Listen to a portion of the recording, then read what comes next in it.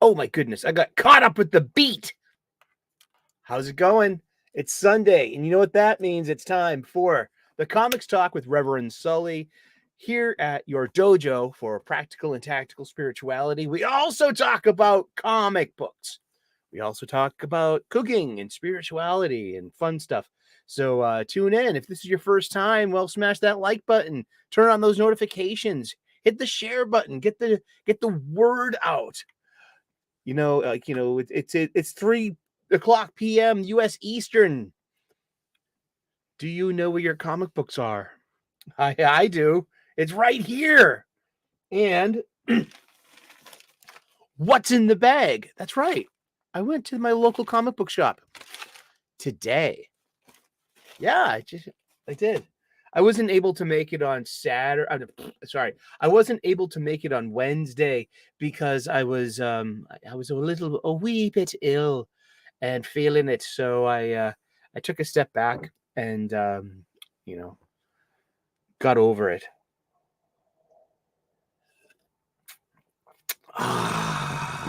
Pull up a chair, grab a cuppa, whatever it is you are shoving under your nose today there, pal. Here's the geeky chill stream you've been looking for all week here at our live stream. It's our Sunday magazine type show. I call it a magazine show because Sundays were always the day on like network television and FM radio where you would get more curated specialty shows at certain dedicated times.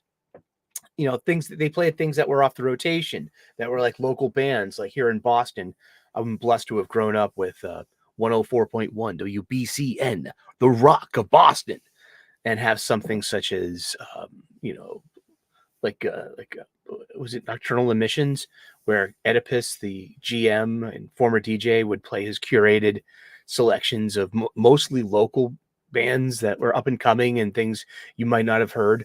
And so just in that spirit. Or like I was a big news addict for a long time, such as like the Tim Russert era of NBC's Meet the Press. That was like 10:30 Sunday morning. No. We're watching Meet the Press. I used to have political acumen. Now I took the Buddhist approach to it. It was giving me stress and anxiety, the whole thing. Let go of your attachments. Let go of your attachments. Don't give up. No one's telling you to give up. But letting go is a completely different choice, I guess. Intention. The less we're holding on to, that's weighing us down spiritually. It's a wonderful allegory. Love it. And I'm glad that you all are here watching and watching on the replay. Thank you so very much. We talk about comic books here. We've been talking about comic books for a couple of years now, and it's it's a nice place to hang out. It used to be the Comics Coffeetable. We used to do the golden age of DC Comics, 365 days, and that was sorry, I got distracted because the people are showing up. Oh, better put out the napkins and stuff and the nachos. Hey there, James. Good to see you. Seen Madam Web. Oh gosh, the pain. But I'm better now. We are live right now, my friend. Yes, this is Lane Kramer. He's a friend of the show, and Wednesdays are pre-recorded, and because I'm getting out of work around that time. And so it's just works better that way. We go to the leagueofcomicgeeks.com and we look at magazine covers from what's coming up this very week. Things that we could be buying with our very own pocket change. Disposable income. It's our hobby. And I have a good time enjoying my hobby with a great collection of people out there in TV land. Here on YouTube's and on the Twitters, the X. I don't mean to dead name X. Oh, no, don't dead name your X. You know what? Oh, the modernity. Oh, the modernity. I got a small purchase this week because I went today on Sunday and I got some. We're gonna try something new. I have a 5-minute mini movie that I shot, and we'll show that near the end of the show, and I'll publish that on its own later. Oh, here we go. This is a question. We have a question from Lane Kramer. We have Lane Kramer on the cell phone who's trapped on the Golden Gate Bridge right now. So, for Mr. Sully, I was wondering from Wes's, this would be Wes at Thinking Critical, and his Saturday panel show, Comics Aficionados, which has pulled a lot of us here together. So, if anyone's seeing us from Wes's, we've probably seen you in the live chat. So, make yourselves known and leave a comment, and also subscribe too. How do you feel for Blood Hunt's 45 issues of something good? So, I don't feel for I don't care. I'll probably end up reading them all because Marvel comics are like they line at the bottom of the pirate chest, of the digital pirate chest. And so I end up reading like all the Marvel comics that are out. That like there could be like we're gonna be reviewing this week's Marvel comics. Let's count them off. Let's count. Let's use our fingers. Woo! We got 1, 2, 3, 4, 5, 6, 7, 8, 9, 10, 11, 12, 13, 14, 15.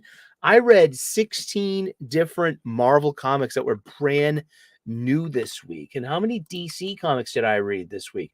1, 2, 3, 4, 5, 6, 7, 8, 9, 10 different DC comics. But I was only able to pick up one comic that was on the new release shelf because I went on a Sunday. I usually go on Wednesdays, and the staff were teasing me too. Like, hey, is it Wednesday?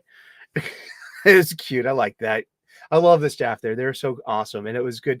And honestly, it was filled with people. There was a Pokemon card tournament going on in the back room. And it's just like, I was just, oh, look at all the people. They're all coming. Everyone's come back out to play. And that's a wonderful thing. I thought that was wonderful. So you might see it, but you might see some humanity at I'm going to show off my local comic book shop. And Lane Kramer says, I only picked up two this week. Sinister Sons, #1, and Green Lantern, #8.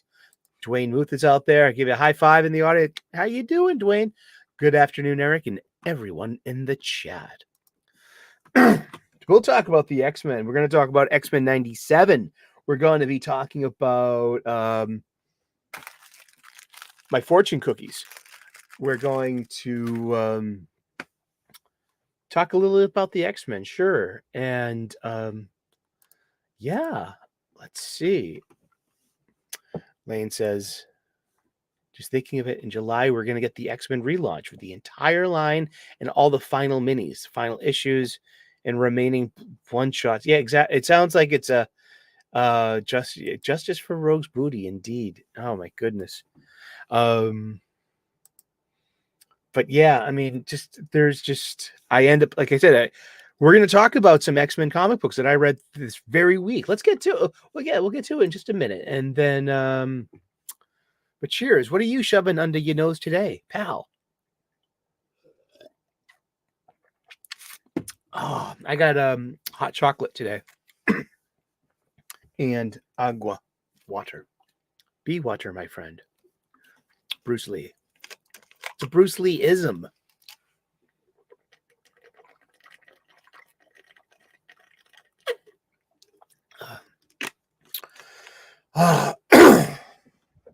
Thank you. Hold on 1 second.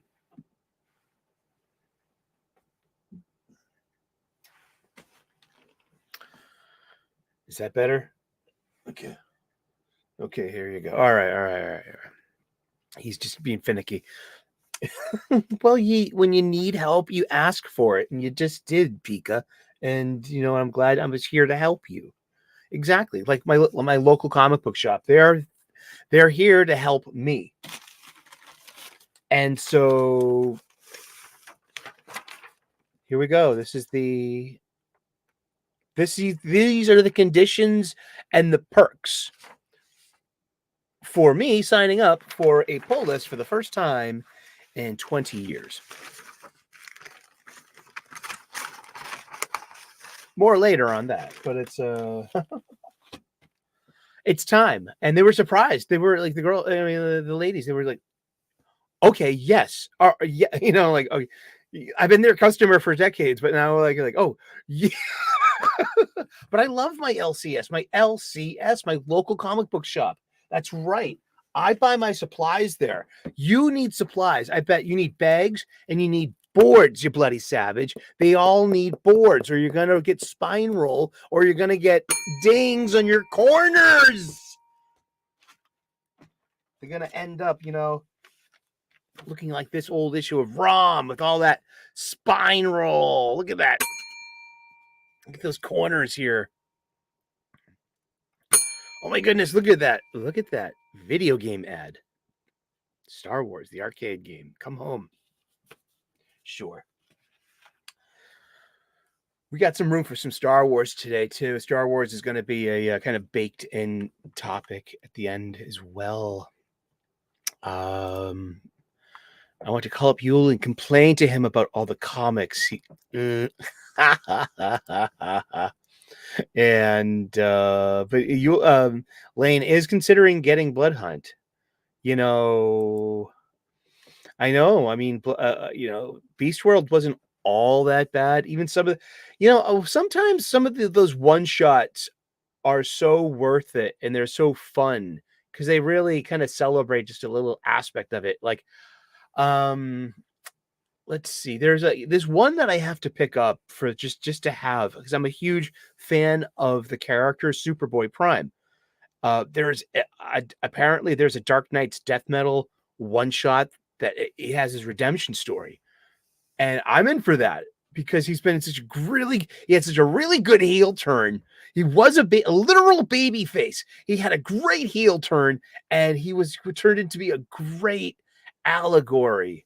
At a certain time. I don't mind the whole Superboy Prime fanboy allegory at all. I don't find it to be incredible. I don't find it to be offensive. I don't find it to be toxic. I don't find it to be like, just a writer picking on the fandom. I think that was maybe even a part of Jeff Johns, how he felt that way too. And because he is most definitely a huge fan of these DC comic books. Seriously. Oh boy. And I read comic books this week. Let's start off with the Marvel comic books. It was Wolverine number 43. And that this is Sabretooth War part 3 of 10. Unfortunately, with all the X-Men titles coming to an end, this weekend we were all subjected to eyesfuls of spoilers, especially giving away certain story points. And that's spoiler culture, man. That's previews culture. I mean, previews and Diamond and those books, they would those are solicits for like 3 months out. You're always spoiled on things like 3 months out. I mean, that's like there are leaks, but then come the solicits, and that's a whole different ball of wax. And Fear Monarch, hello, good to see you. Yeah, I had to get bags and boards this week. My 300 stock went faster than I expected. Dang dollar bins, haha. Exactly. I mean, I got some dollar bin stuff, and actually I got some quality stuff today. That was the whole point. I wanted to, I was only able to get one new floppy off the new release shelf, and so I went to the back bins and I looked around. And then they have my local comic book shop, as they have a great 2-sided rack, and it's buy two, get one free. And they're all in great condition. And so they're between $8 and $25. And so you get charged for the two highest priced ones, and you get the lowest the lower of the three. That's the one you get for free. And I was surprised. I got 3 issues of an old friend that I'm very excited about. I'm looking forward to reading them. I had a lot of fun this weekend with comic books. I literally read ROM 58 and What If issue 41. And if we have time, we're gonna talk about those as well. I also read a bit of this Kid Colt Outlaw, but it ended up that it was these were like reprints from like really like late Golden Age or early Silver Age stuff. So like this is a 1977 comic book. You can tell because of its cover price. It's a 30-center. So this is 76. It has this you see the you see the copyright. Marvel 1976. Let's look at the indicia, because that's what we do. We like to look at comic books here. You can stick to what you know, huh? Copyright 1976.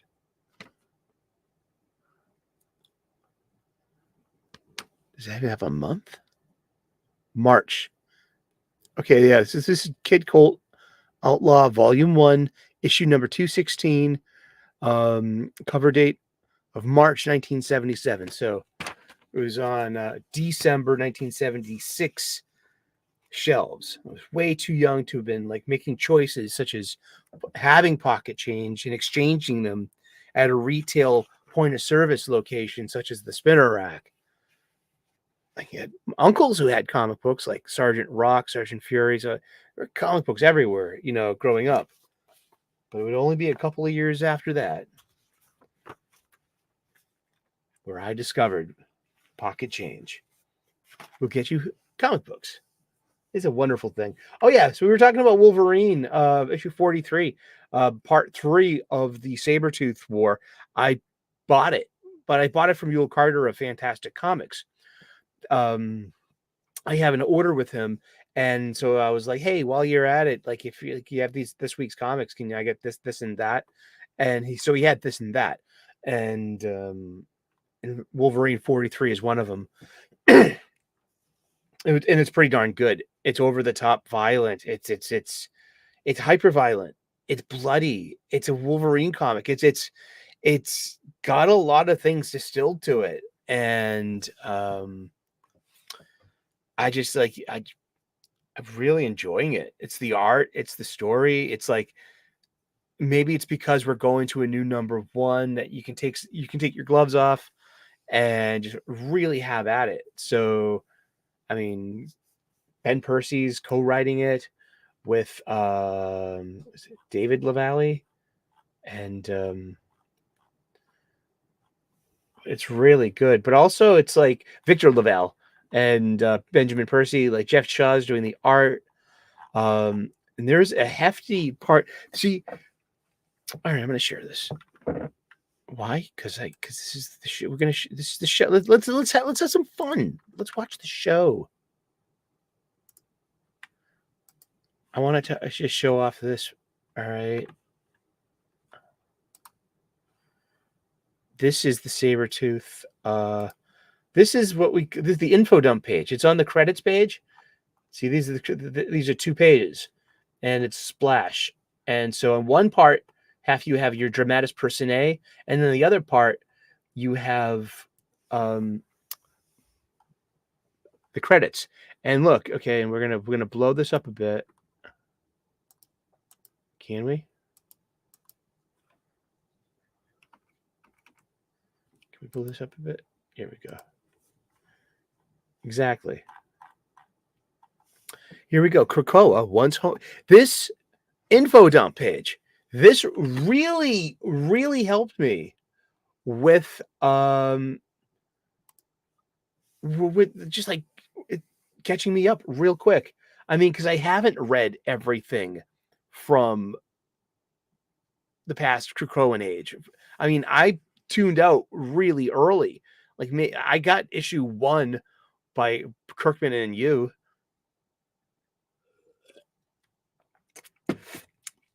All hail little you, little Francis you.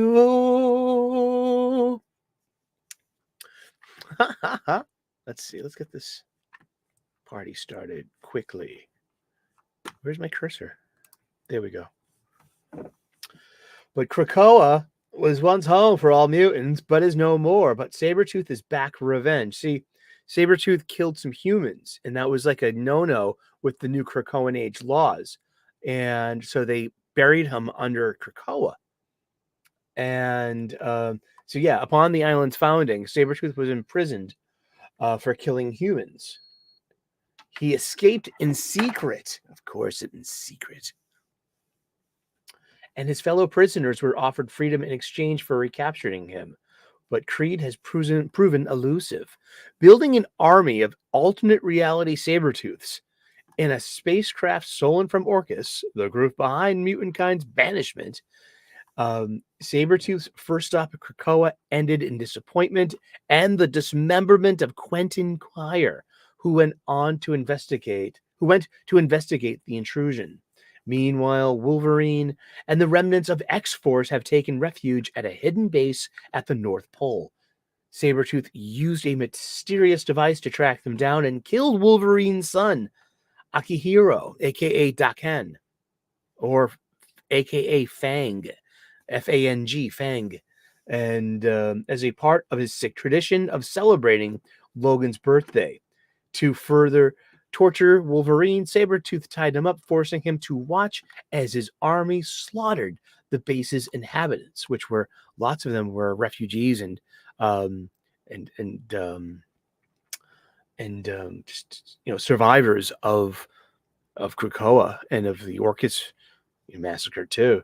By the time Logan managed to escape, Sabretooth had vanished along with Wolverine's daughter, Laura Kinney, at their mercy. So this thing is just, and you got some, here we go. We read that together, and that was part of the comic book, and that's part, this is part of the 24 pages of,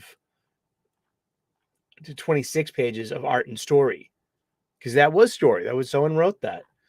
And this thing just goes for the throat. And it's a pretty good magazine. It's really, really enjoying this. I'm sorry, I lost my window. Let me get back to. Here we go. Click, click, boom. All right. There was Moon Knight, The Vengeance of Moon Knight #2, which is the Midnight Folk versus the new Moon Knight. And yeah, it's going somewhere. People like this book. I mean, like, I'm not bagging on it. No, I'm not like, it's just like, okay, I read it and it's just, but I've always had this like lifelong reaction to Moon Knight. I've bought Moon Knight at least, I know, twice in my life. Once in 1981, in the 50-cent, 60-cent days. Also, again, when Warren Ellis took over his new #1 about maybe 15 years ago. Oh, hey, Yule Carter. Welcome. Busy with customers, going to listen, but just saying hey. Well, hey there to yourself there, Yule Carter, of Fantastic Comics in Berkeley, California. His deets are in the description of the show. If you don't have a local comic book shop, well, you could be your own mailbox away from having an LCS. Just talk to Yule. And I do. Yeah, I've got comics incoming from Fantastic Comics. That's right. It's traversing the continent. We're going from the Bay to the Harbor. It's a wonderful thing. And I'm looking forward to it too. Let's see. We got Thunderbolt issue #3 by Lansing and Kelly. Issue 3 of 4. Here's the good news, kids. It's ending in one more issue. There's the bad news, is that we have to read it. no, I don't have to read it. I could have skipped it. But what fun would that would have been? I mean, Lansing and Kelly are doing their best job trying to write like Warren Ellis. This is a Warren Ellis fanfic. Warren Ellis wrote Thunderbolts. Warren Ellis also wrote Planetary, which we're going to get to when we review the DC comics, because Lansing and Kelly are also writing Outsiders. If you didn't know, over on Wes's Thinking Critical, Wes is doing a series with 32 Flavors of Nick Weiser. They are reading all 27 issues of Planetary. But nay, I say that's 30. There are 30 issues of Planetary, you bollocks. I love comic books. But I did not love T-Bolts. I mean, it's just... maybe it's written for like younger readers, maybe not. I don't know. How could I? No, with all the wingdings and blacked out, redacted, strikes of marker through a script where we're supposed to substitute for swear words. They're everywhere. But like Warren Ellis did this, it does over a dozen years ago in Next Wave, Agents of Hate. And it was cute then. It was really funny. And now everything's been, it's just like, that was the Warren Ellis, Stuart Eminem jam. And that those were the panels that they came up with. And that, like, and the art, I'm just, now that's the thing. The standard. Well, I mean, it's a testament to how good that Warren Ellis was, that you can't hire Warren Ellis because he's not served out his proper attrition, to whose standards and to whose satisfaction. Let me know here in the comments section. I'd love to know what your opinion is of, just the Warren Ellis hubbub. I talk about it here. I'm fascinated with that subject. I mean, I was pretty darn sure, that like, that entire scene that I was watching on like Orbital Communications and WarrenEllis.com and all this, the same names of this one and that one. There were adult actresses, there were photographers, and there were independent comic book creators. There were but it was like emo people and futurists. That was the whole thing. It was like capital F, a future. Think of the future. Be part of how this future comes to be. Try to like really properly, suss out how our technology is going to work. And, I love Warren Ellis. He's just, and this was his culture of his curated people that he brought it together.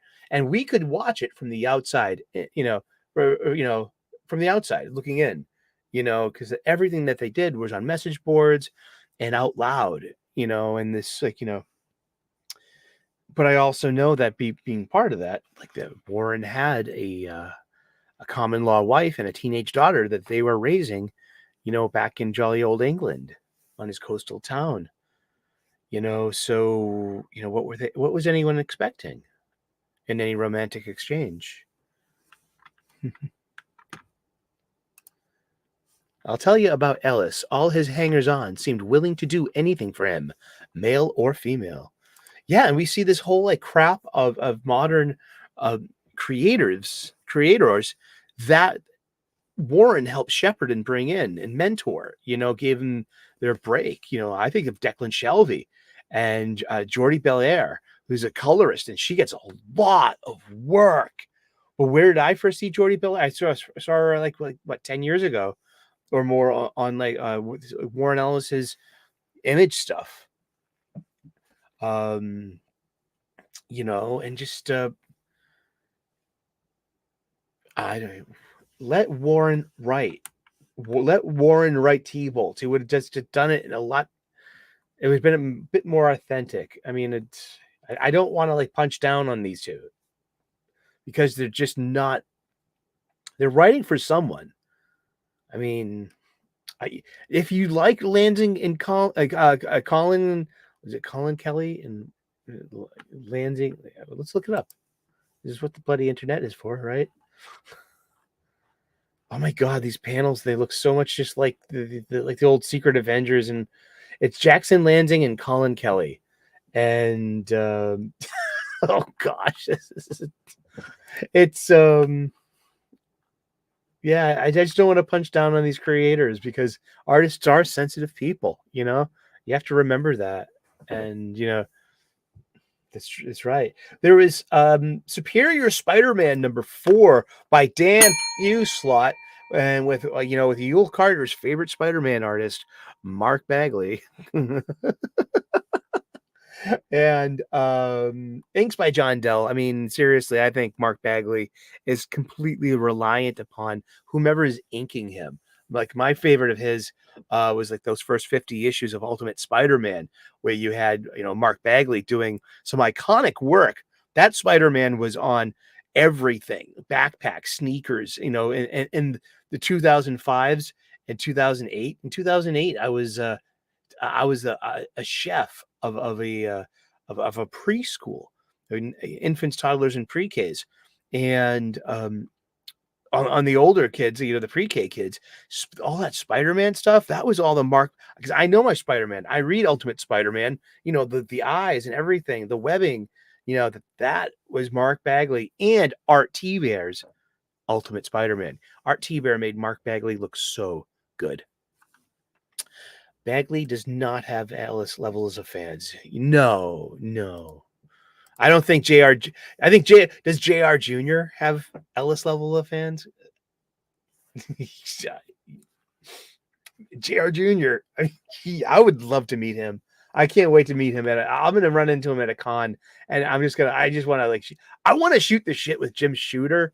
I would love to, because I want to say, Jim Shooter, hi. I'm Eric. I'm 52 years old, and I bought comics for 50 and 60 cents. I want to ask him, just like something like about this 30-cent 1977 comic book, 1976, 1977 comic book. All right. Now it's edited. Let's see where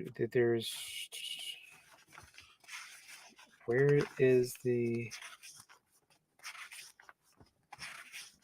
or did I look this up online and find out who it edited?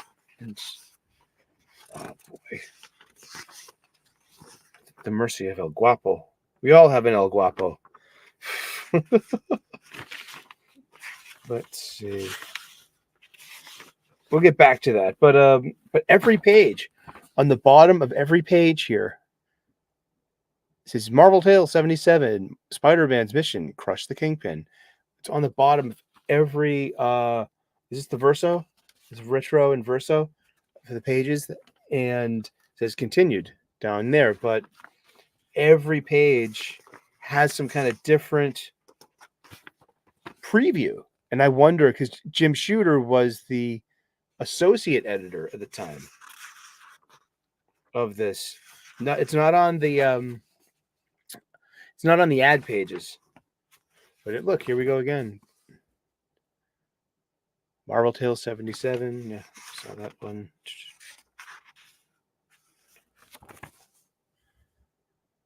The Eternals are back, but so is the Killing Machine. Yeah. Now doesn't it make you want to go get that next issue? Enter Doomsday Man, exit Ms. Marvel. Oh no. But not the Ms. Marvel you're thinking of.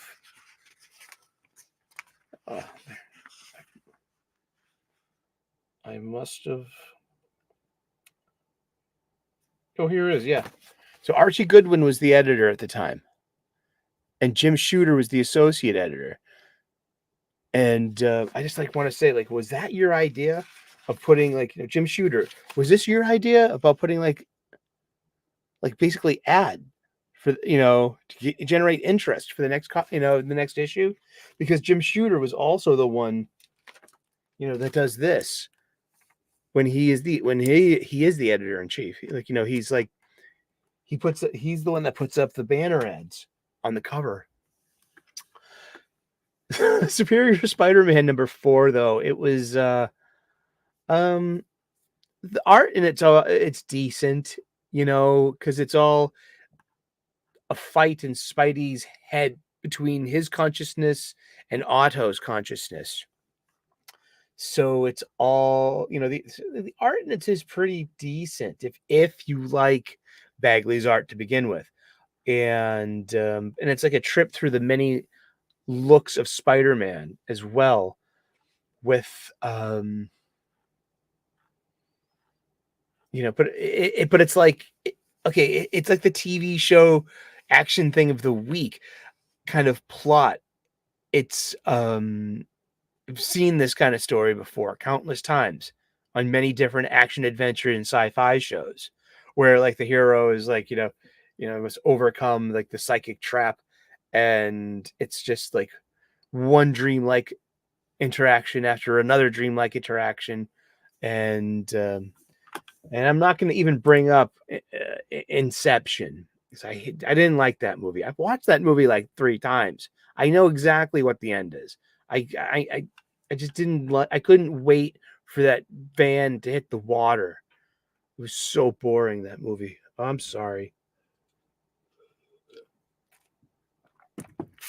Speaking of another boring paint by numbers, the Star Wars Darth Vader of number 43 by Greg Upak and company. It's just, another one of, it's part 2, I guess, of the Schism Imperial, and it's got some Lieutenant Commander Enric Pride stories. Pride was the Legion Admiral and the Rise of Skywalker. He was the one that takes over. He's the Emperor's boy in a way, so it's trying, it's trying to loop in some First Order material, and yeah, it's kind of, and it's got the same suffers from that same thing, like hack, like a hack storyline. You know what I mean? Yeah, I'm only punching down on Dan Slott and Greg Pak by calling these stories. These are like 23 skidoo stories of like, just, this could have been an episode of Fall Guy. This could have been an episode of Space 1999, or like, A-Team. It's just predictable, and that's that. Yeah, that's Star Wars for you. That's the only Star Wars title this week. So usually we get like 3 or 4. I think there was another Star Wars title over on Dark Horse. I think it was the High Republic Adventures. I'm not sure. What, my goodness. Hello, Adam Frey. How are you? Welcome. Come on in. I'm in the garbage purging old Marvel Legend boxes, which sounds better than some of these comics. Indeed. I had the pleasure of rating Spider-Gwen Smash number 3. It's for girls, by girls, and I hope girls show up for it. It's written by Melissa Flores. It's penciler. We have Enid Balam. And yeah, it's just a lot of purple. It's like Spider-Gwen. It's Gwen Stacy. She's the Spider Girl from her parallel universe. And she's a very popular character. Is she popular, or is she just foisted upon, kind of like she's put out there, like, if we put enough of her out there for a long enough time, people will just presume that she's been this like popular character? Is that it? They're doing the same with Kamala Khan. But I kind of like Kamala Khan as a character. She's a nice kid. You know what I mean? You don't want her like going out with any like assholes. You know what I mean? Just like you want to like make sure, hey, you be nice to Kamala. All right, I'll deal with you. But okay, but it's like Spider-Gwen in another alternate universe, but she meets all like the rock and roll type kind of opposites. Like Mary Jane's got a band, and like it's like Gem and the Holograms, or like Barbie and the Rockers. Hey, Pika Shades, how are you? You've been It's late. I've been editing my Death of Superman video the entire weekend, and I think it's Pika Shades. Let me know correct me if I'm wrong. You're doing a comprehensive comparison of the source material from 30 years ago, the comic book, and probably the event leading up to it. Like I remember when the slow reveal of Doomsday, as he's like kind of coming out of that nondescript garbage bag looking, cover of his, and as he's like beating Martian Manhunter and Booster Gold, and just walking is like in this indestructible path to Metropolis. And then he's then Pika Shades is I believe there's a new animated one as well. And wasn't there an animated one that came out over a decade ago? But yeah, Spider-Gwen smash number 3. It's so we got Dazzlers in on this, and it's Mary Jane and her band, and Spider-Gwen's part of the band, and it's just like, but it's like, you know what Gem and the Holograms are? It was a 1980s cartoon that was done in a new wave 80s style of music and in fashion. It was really fun, and we had it on Sunday mornings on channel 56 with as part of this cartoon block. And so Gem and the Holograms were just regular girls, but then they turn on their supercomputer Synergy, and they were like given a hologram, and they became Gem and the Holograms, and one of the number 1 pop bands of the world. It's just fun stuff. Truly, truly, truly outrageous. That's right. I like the Misfits a lot. We are the Misfits. We like, and we're in trouble. I like the Misfits. And one of the Misfits' voice ended up being Rogue on X-Men 92, the animated series. Remember, it's X-Men 1992. See, X-Men 97 is it might be a different alternate reality. It could be. That whole Omicron crystal and shenanigans and time travels and this and that and the other thing. Pika Shades is answering my question. I'm comparing it to the 2018 animated movie and the 2007 movie, and we'll get its own separate review after the Rain and Return video. Indeed, tune in to that. So yeah, I would start Spider-Gwen smash number 3. It's not made for me, so I feel like if I said anything mean about it, that would be punching down. I'll say some positive things about it. I read it. I read issues 1 and 2, and I almost didn't read issue 2, and I almost didn't read issue 3. But I went through it anyway because, hey, it was a free comic book. I should expose myself to it. You never know what you're going to like until you try it, which is great. And if there's anything that the house rule, basically, if I see something I read digitally that I like a lot, I will go back and spend the money on it and get the physical copy. I do that every time. And it's but I feel this is like bait. This is like, it's like not jail bait, because they're all old enough. It's clickbait and CLIQUE bait. Clickbait. Oh, wouldn't that be a great name for a femme fatale? Clickbait. I just made that up. I bet you it's out there somewhere. But yeah, so it's Spider-Gwen. That happened. Scarlet Witch and Quicksilver, issue 1, I think, of 4 or maybe 5. And it's Steve Orlando. And this is like, there is no info dump page. And I could have used one. I think we all could have used one. And plus, there's one line of expository dialogue in here, which does that, because like that's what comic books do. It's full of expository dialogue. It's meant to catch up to the reader. Those info bombs that we get at the beginning of the page used to be smuggled in as part of the dialogue between the readers. I mean, between the characters, and where you would like, no, Shaman, you and Snowbird must, like, oh, that's who those people are. I reckon, exactly. It's just, it's informative. It catches you up. So the only Wanda and Pietro Maximoff, they are the adoptive children of Magneto. They are no longer in canon the biological children of, is it Max Rosenberg now?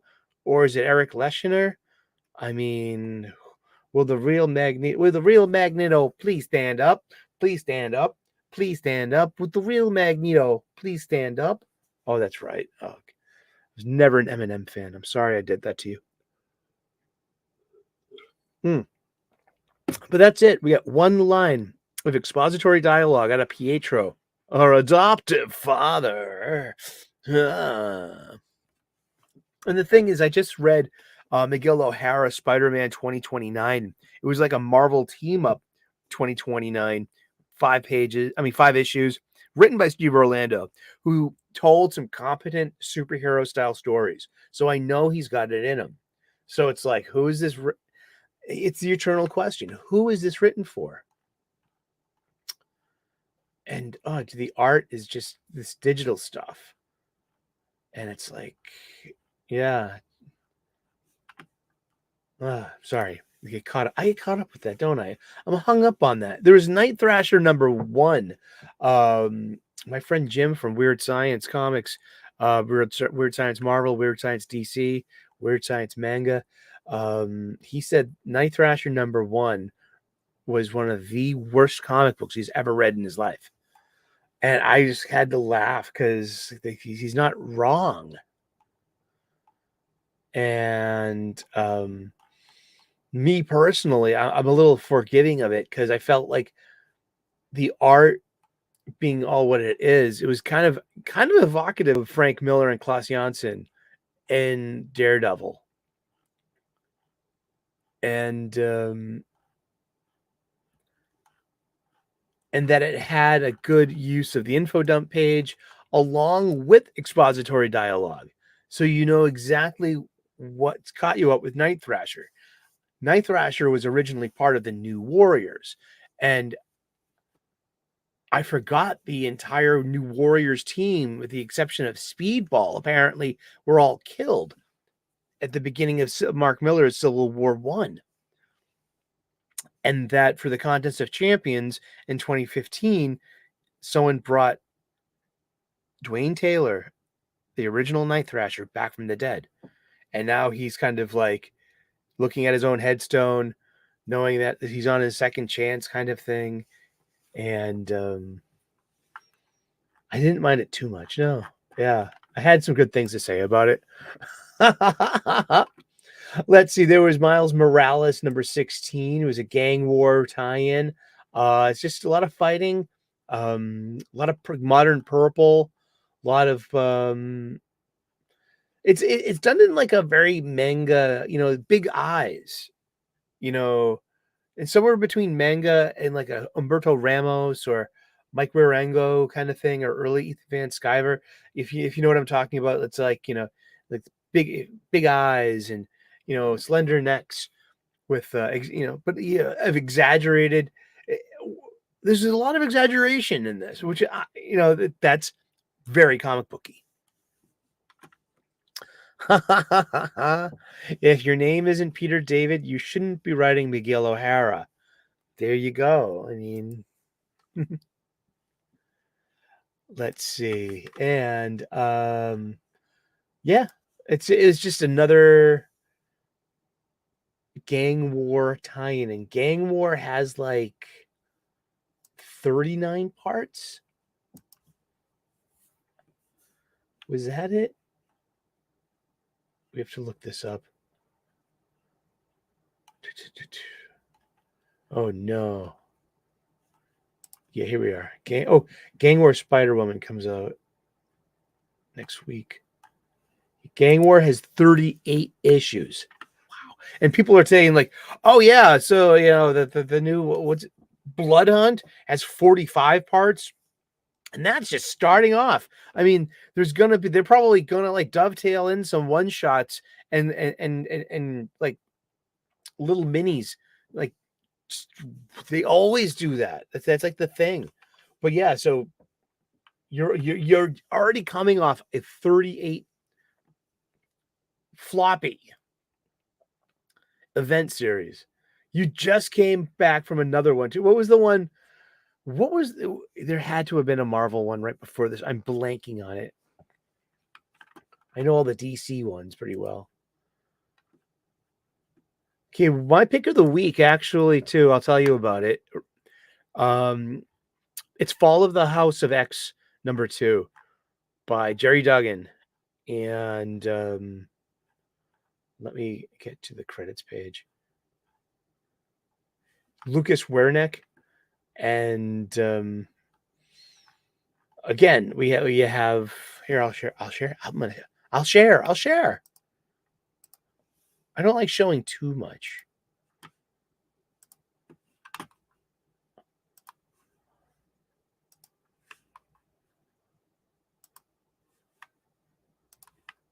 See, we have our dramatis personae here. That's who's like, who's in this. So this is actually a really good issue of X-Men. Things happen in this issue. It makes us also realize like how much fluff is being served in between of everything, this is a really action-oriented issue, and just like I said, things happen. We get Cyclops, Colossus, Wolverine. Remember, Cyclops is on trial. And but what was I saying about Wolverine number 43 in his info dump page? It does say that everything in Sabretooth War happens before Fall of the House of X #1. So whatever happens to Wolverine on the way to the events, to the climax of Sabretooth War, it's already been settled. And he's fine, so he's in fighting shape, and he's here in this book. Emma Frost, Rogue, Gambit, Polaris, Juggernaut, Krakoa, Omega Sentinel, MODOK, Dr. Stasis. And Dr. Stasis is a Mr. Sinister clone.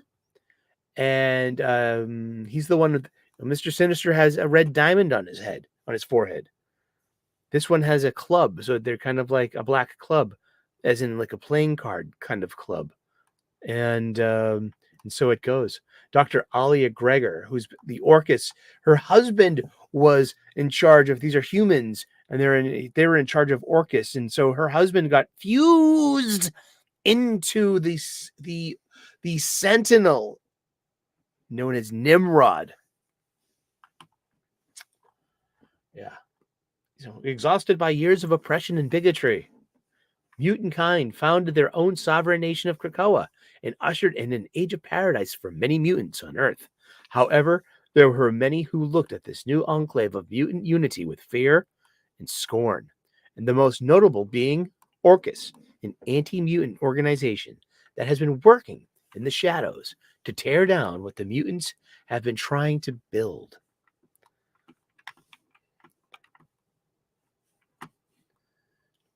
Stark Sentinels. That's right.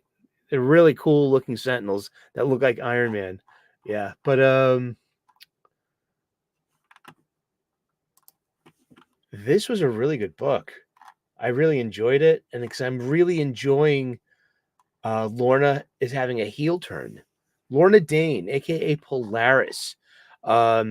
She's been one of the X-Men since on and off again, a member of X Factor. On again, off again, romantic partner of Alex, aka Havoc Summers, brother of Scott Summers, Cyclops. And apparently they haven't been together for a while. But Lorna, as opposed to Pietro and Wanda Maximoff, Lorna Dane is the biological daughter of Magneto, Eric Leschner, Max Rosenberg, whatever, whatever the story of Meg. She is the true inheritrix of his power set and probably his ideology too. At this point, I would love to see her be Magneto for the next 15 years, become the like as what Grant Morrison said, Magneto was a terrorist asshole, and I love that. And he was talking about his very own 2000 to 2005 run on X-Men that I adore. I know most people, a lot of that's a real take it or leave it kind of run. I adore it. New X-Men 114 to 154. I need those back in my life. I want them all. I do not want an omnibus. No, I want the floppies like I had once upon a time 20 odd years ago. Memories. Na na na na. Mama, shut up. All right.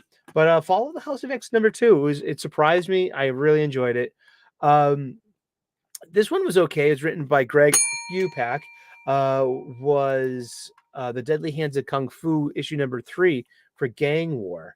It's 3 of 3, and it's interesting. Keep your eye on the map in the info dump page of all of these Gang War books as they progress, because you literally get to see the game board change, the island of Manhattan and the boroughs, and to see where oh wow, this happened. So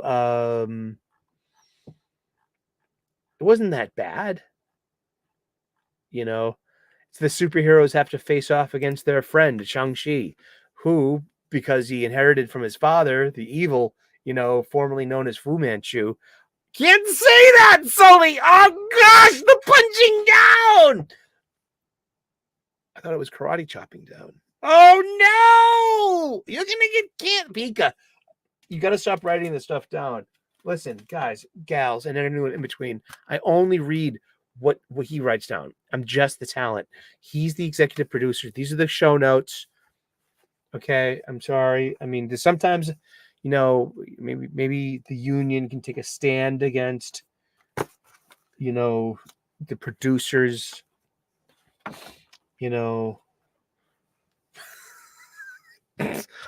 But I mean, yeah, it's Gang War, and this has been like one of the least annoying minis of Gang War. I've been reading all the Gang War minis. I'm completely tuned into Gang War. I've been reading it because we're actually going to end this stack with Amazing Spider-Man 43. But let's, as my therapist says, let's put a pin in that. Let's talk about something else. You've been just talking about this thing for like 5 years now, and you're just we're gonna put a pin in this, no. There's Daredevil Black Armor 4 of 4. Now, for what I thought about issues 1 and 2, this thing came back into a nice landing, into a superior superhero story. It's not like, it's not superior. I mean, like, it's really good. It ends really well. And I liked the Black Armor. I thought that was fine. It was, I was like, 18, 19 years old when that was going on. And I wasn't really buying it. But like, I was reading it from afar. I always pick it up, Let's see. Yeah, Daredevil Black Armor number 4. Yeah, it lands the story, and it's full of fight scenes, and it's pretty good art. And this is going to collect well. Written by D.G. Chichester, who was writing the original Black Armor run back in the 1990, was it 1991, and got a great cameo by that era's Iron Man.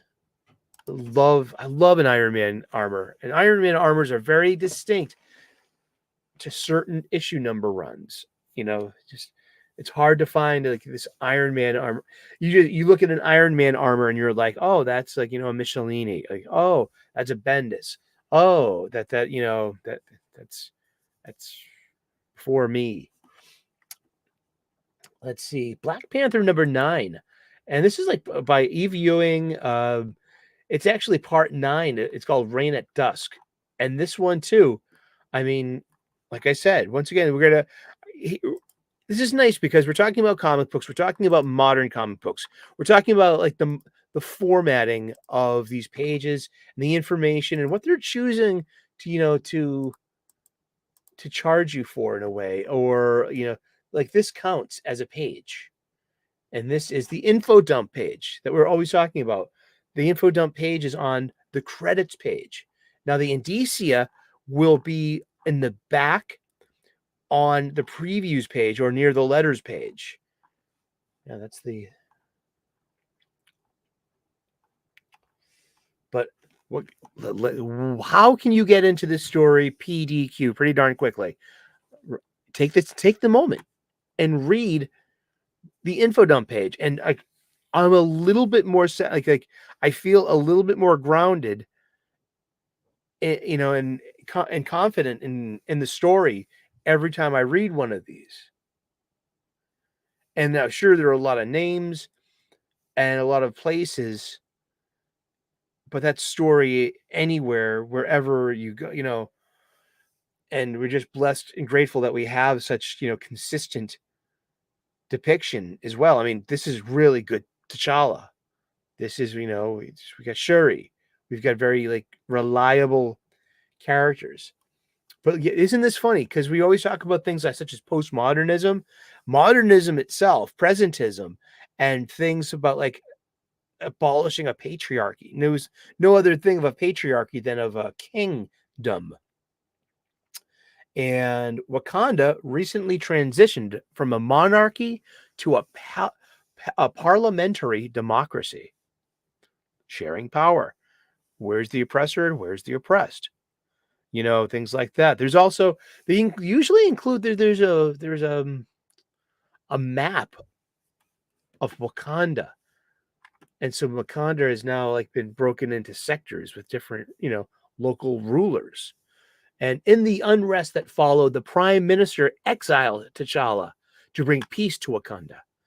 But even if he is no longer king, T'Challa will always be the Black Panther, and the Black Panther will always serve Wakanda. That's fucking great. I love that. Isn't that wonderful? That's a really good way to start a story. That's kind of like, that's up there with like Star Wars crawl kind of shit. I mean, I think that's really cool. And then here, this is issue 9. If this is like, Black Panther has been investigating a series of disappearances involving Birin T'Chaka's Rich and Powerful with the help of the thief Bisa.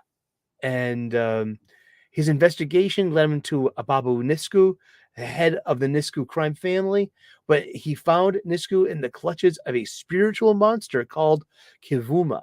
Kivuma killed Nikisu, but Nikisu's daughter, Alinya, saw only the Black Panther and accused him of her father's murder.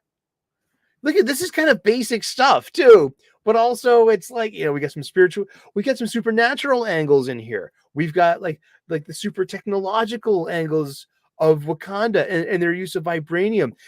This is I've been like pretty entertained with this so far, and I've been reading it pretty much for months now. Some issues I feel kind of like really out of place and like, what the hell is going on when they're not focusing on T'Challa? But I'll tell you that like it's overall, it's really, really enjoyable. Blade, again, Brian Hill's writing this. This is really good.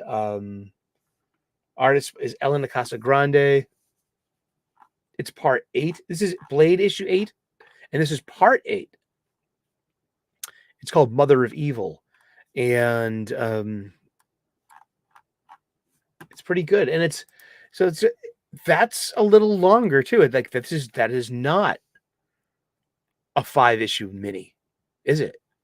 No, this is part 8 in an ongoing. No, this could be 8 of 10, 8 of 12, for all we know. It's going to collect very nicely as well. There is Beware the Planet of the Apes #2 by Mark Guggenheim, which I think he does really good when it comes to some licensed properties, such like Star Wars and such as this. And this is literally set in the Charlton Heston universe. I believe there are 3 distinct Planet of the Apes universes, one being the Charlton Heston universe, the second being the Mark Wahlberg, and then the third being the James Franco universe.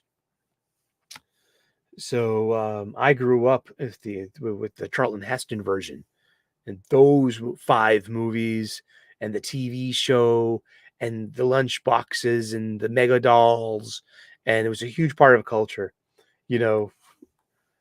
So then comes Amazing Spider-Man #43, written by Zeb Wells, with art by John Romita Jr. and inked by Scott Hanna. And I just want to say, like, lots of people grouse about gang war, and sure, why not?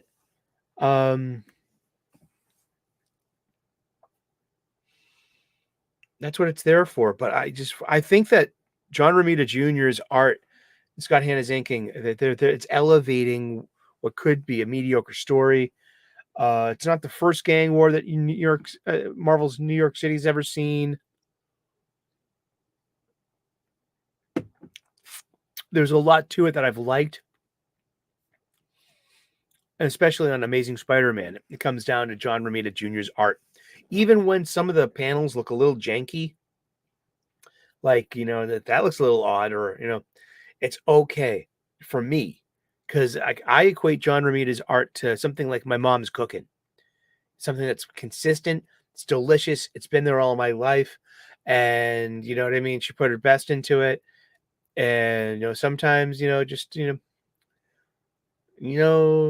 that's that, just. But I find it very, very, it feels like home to me. And I love John Romita Jr.'s style, his pacing, these camera shots that he makes, just, he's a wonderful storyteller. And it's been a really good part of Amazing Spider-Man. Like, I've grown up on John Romita Jr. literally for 40 years of Amazing Spider-Man and Uncanny X-Men. And Daredevil. I mean, I feel so blessed, But yeah, amazing. And I enjoyed the story a bit too, because you have an excuse. Spider-Man has an excuse to cut loose a bit. Seriously, I love it when Spider-Man can just, like, what I mean, just use some, like, the full potential of his strength, because with great, power comes great responsibility.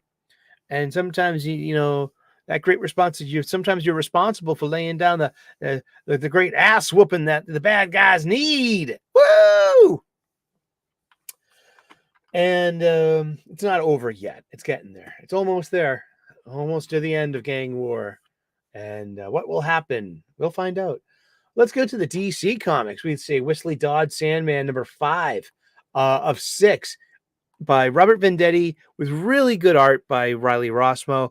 I keep saying that my least favorite part of this book is the digital tools used to ink and color Rossmo's line art, because they add just so many screen tone effects, like Band-Aid dots or Zipatone dots, or even hatching filters, and just, or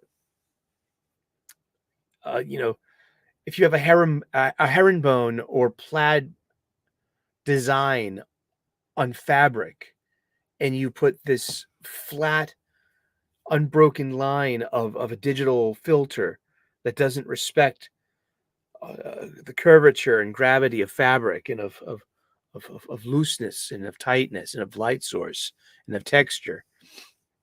Men and women have been doing that by hand with pencil and paper up until 20 years ago.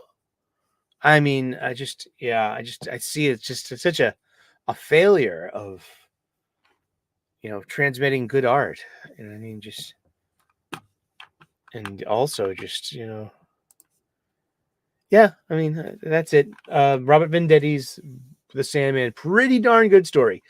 We got Speed Force number 4. This is a mini. I don't know how long it's going. I'm a huge Flash fan. This is about Wallace West, the Kid Flash, and about Avery Ho, the Flash of China.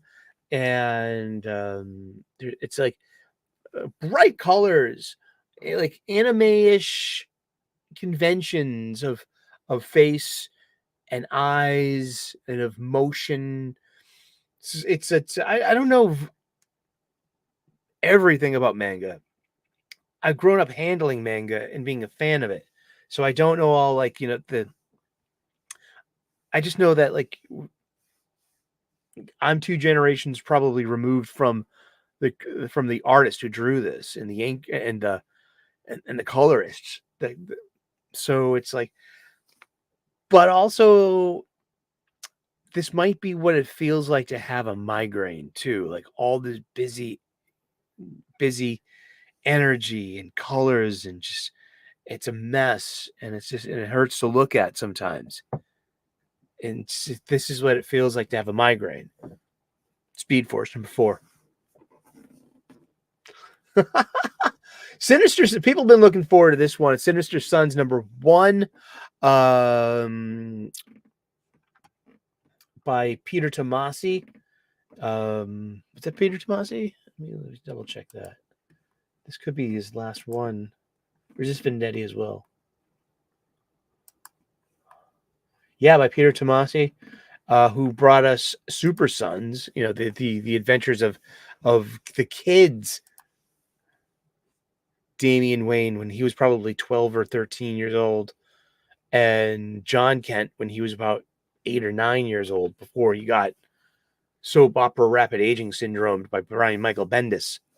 Yeah, but this is the sons of Drew Zod and Thal Sinestro, and art by David LaFuente, and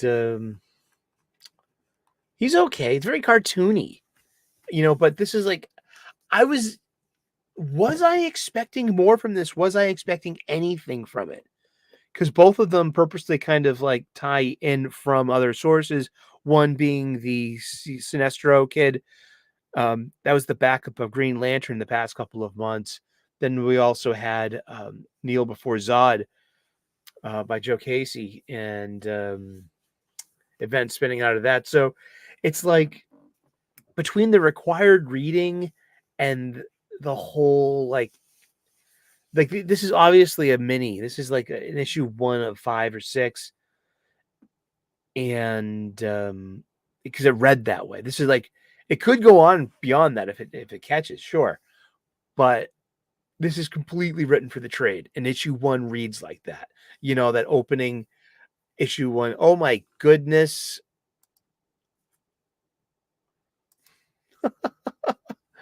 Well, how about that? And we just got flashed. It's true. Look at it. He ain't loose. Look at it. And he ain't wearing no clothes. That's why they call him the Streak. Look at that. He likes to show off his physique. Look at that. And that's old Ray Stevens. Yeah, Sinister Sons. It was a miss for me. It was. It was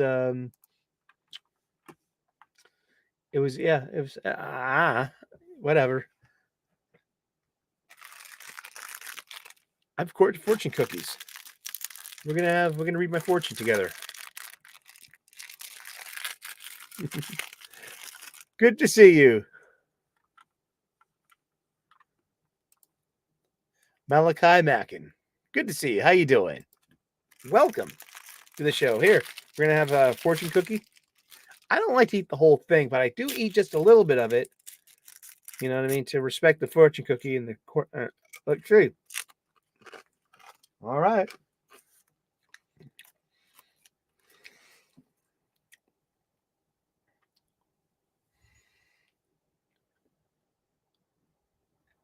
frequent conversations will fill your heart with joy. How about another fortune and your lucky numbers? Ain't that cool? It's just, that's like, what we're doing right now.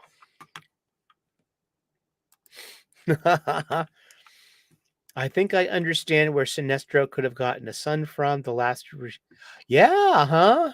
That's right. Good call. Who's the baby mama? Come on, Fal. Who's the baby mama? You little bastard. All fish belly white. Wears gym trunks and a tank top shirt. And his grandma caught him playing with a knife. She'd cut that out. You're gonna get hurt. She called him little bastard right to his face.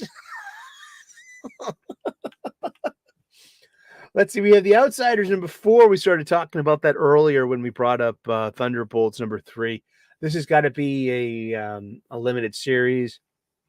It's The Outsiders by Lansing and Kelly, where they're trying to pull off Planetary in the DC universe using pre-existing DC characters and one gender-swapped Wildstorm character from the original series. So it's not the drummer that we've grown to know.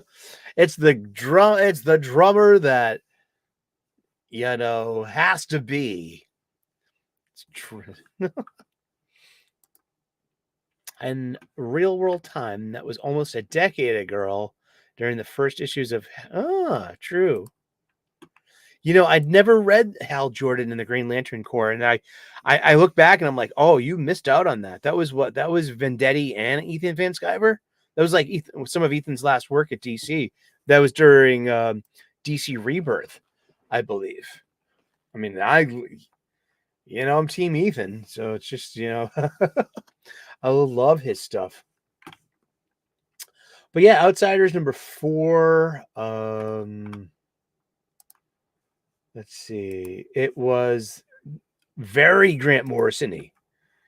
These two are really trying to, since we can't have Grant Morrison, we have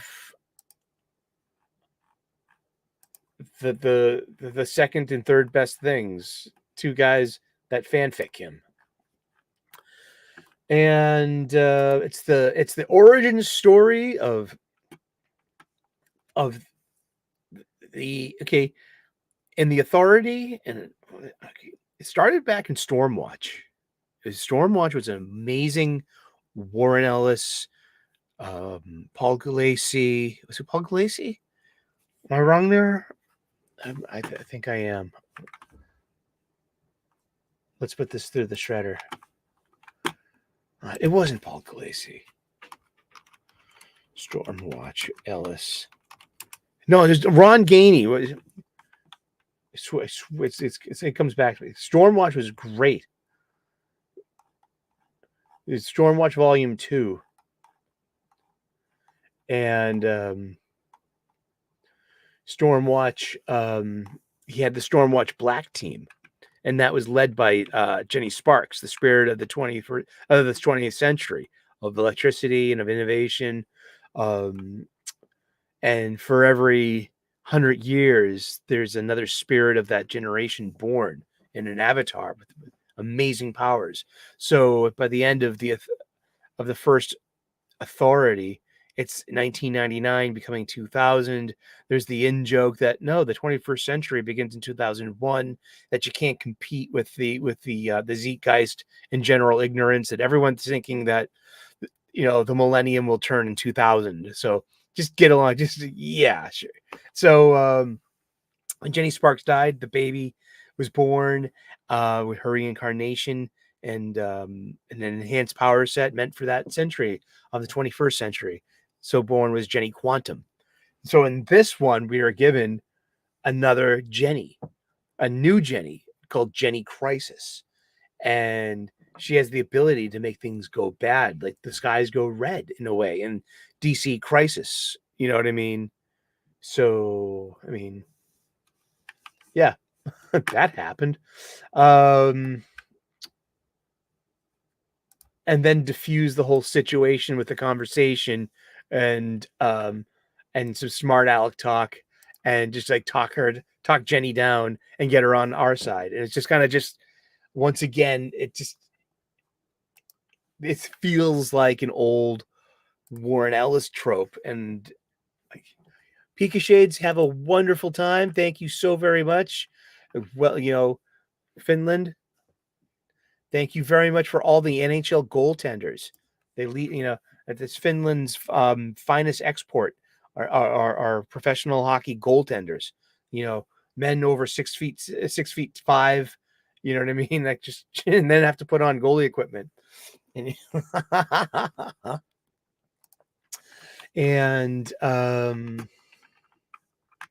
where did that go? Here at Mission Control. But yeah, The Outsiders. It's just it's not terrible. That's the whole point of it. It's just, is it the unfair comparison? Am I being mean to it? Am I punching down because I'm coming from the perspective of the Planetary fan and the Warren Ellis fan? Should Warren Ellis fans be happy that this is like, they've given us his placeholders while he serves his sentence? I don't know. I don't have answers. All I have are more questions. It's true. Green Lantern number 8 came out this week, and I was not able to get that off the shelf. That was the one comic book I was looking forward to try to get, and it was already sold out by Sunday. And so that was the one that was like, okay, because I covered my ass with Yule. I asked Yule if he had copies of Wolverine 43 and Transformers 5, both which were sold out, and also if there was a Green Lantern number 8, and especially if there was a variant cover. But I know I can find it. I know where it'll pop up, and there's another store to go to here in the Boston area where the Boston studios are located, which is down the street from the corner. We got no less than 8, count them, 8 local comic book shops. Seriously, in striking distance of this, my very own Fortress of Solitude. 8 different comic book shops. So if you don't even have one, you can hit up Yule Carter. His deets are in the description of this show. He owns a local comic book shop, Fantastic Comics in Berkeley, California, where he could be your local comic book shop. You could be your very own mailbox away from having a local comic book shop. There is only one Warren Ellis. That's right. And he should be writing comic books. He should be plying his trade. There should not be a level of tortious interference depending on just if there was a criminal case. Sure. I mean, is there? I mean, is there a civil case? I mean, is it because he was using the culture of the workplace? I mean, we asked for rock stars and our creators. I'll give you Warren Ellis, who was a rock star and lived like one and played like one. And rock stars don't get... See, you don't have to be Mick Jagger. You can be, you can be Tom Kiefer. He's the lead singer of Cinderella, something like that, just lead singers, rock stars, it's the life, man. We don't need rock stars in comics anymore because we're not. If they were allowed to be rock stars, we would crucify them and prevent them from plying their trade, which made the music so damn good in the first place. Imagine if you canceled, Slash and Axl Rose for all the groupies that they had on tour. You guys can't play. You can't play live shows anymore. No, just because all your groupies aren't getting part of your, aren't getting opportunities, based for that privilege and leverage, I guess. I don't know. If there was anything criminal, yeah. And that's enough said. We have Batman and Robin number 6, which by Joshua Williamson, and better art. I mean, with the art was being done by Simone DeMeo, and who's still doing the covers. It's very anime-ish, very digitally, not my cup of tea. And this is Nicola Sismeha, and it's okay. Maybe this is written for the younger audience. We've got Action Comics 1062, which is the second part of that Bizarro story. And I just think that, Bizarro stories aren't for me.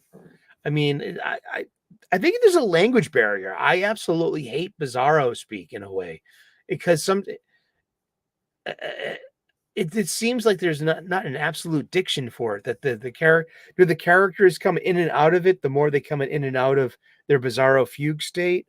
Or I don't know. I don't want to think about it too much. Tell me a bloody story and entertain me.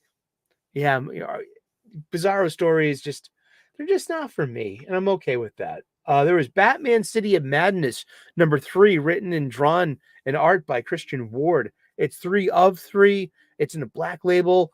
It's in a magazine format, so it's a little bit bigger. It's in that, like, that European bande dessinée, larger magazine-ish size. But it doesn't work for me personally. I've read all 3. I think the art's stunning, the colors, it's interesting. It's about an H.P. Lovecraft kind of anti-Gotham. Maybe I don't watch Stranger Things, but there's like an underneath, an inside out, the down below, like an anti-Gotham, which is full of, like, there's like a Cthulhu kind of Batman, and there's like a Lovecraft version of Gotham, like an anti-Gotham underneath it all. And yeah, I mean, I just, it was artsy, and I don't know, it happened. I read it. Yeah, sure. And then there's Batman 143, which is the weekly Joker Year 1 line from Chip Zdarsky. Yeah, I mean, it jumps around in time a lot. There's some really stunning art in this individual issue, such as you see future Bruce come upon future Selina, and you have like 2 big panels that look like it's been done in oil on canvas. That looks like textured brushstroke, and it looks like paint, and it's actually, I was darn impressed with it here and there with the art. Oh, Sully, I'm love Bizarro speak. Hello. Thanks. Hey, David, how are you? Good to see you. Happy Sunday. Let's see. But Batman 143 was it's just like, which Joker is this? And how do I care? And it's like, then we have one of Bruce's teachers, apparently the one that taught him how to make Zur-En-Arrh. He's got his very own version of Zur-En-Arrh, and it brings in literal Joker Year 1 during the Batman Year 1, because you can tell from the New 52 style of the Year 0. It's like an evolution of the 0 year look, with like all the ribbing on the arms, the sleeves, and the pants, and the purple. you know. So, but yeah, I mean, Joker year one has been a miss for me. All righty. Well, I'm gonna try something I've never done before on our show. I made a show earlier. I made a short, not a short, but a 5-minute long.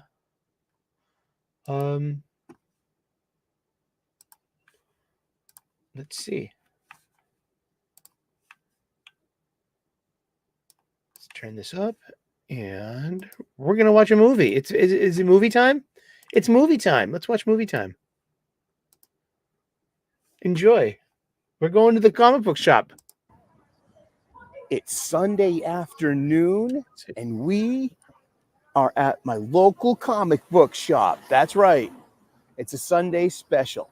Let's see what's on the new release shelf by Sunday. Wednesday is traditionally new release day. DC releases on Tuesdays. I usually come to the local comic book shop on Wednesday. I wasn't able to this week. I was sick. So what's going to be on the new release shelf on a weekend? Let's find out together. Tune in 3 p.m. U.S. Eastern today for the Comics Talk with Reverend Sully. Ha ha ha! From our Boston studios, which is down the street from the corner. Wicked Pissa. Subscribe for more comic book content. Subscribe today. Join us 3 p.m. U.S. Eastern for the Sunday live stream. Ciao.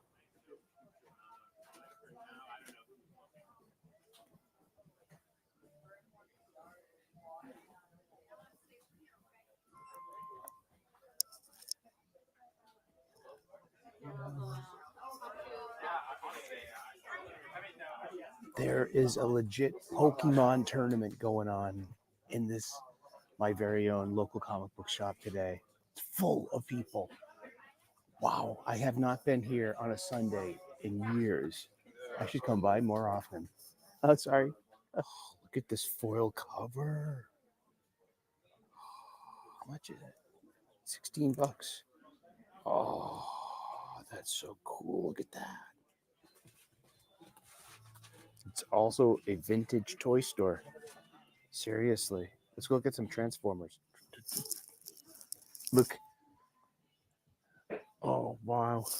It's Cyclonus himself. Who was Cyclonus? Was it Thundercracker or was it Skywarp? What do you think? Seriously, leave comments in the chat. There is an unopened Jetfire back there for $974.99. And I know one human in this world who would deserve that. My best friend Brian from childhood. Look at all these old Transformers. That's just wonderful. Then we got all these.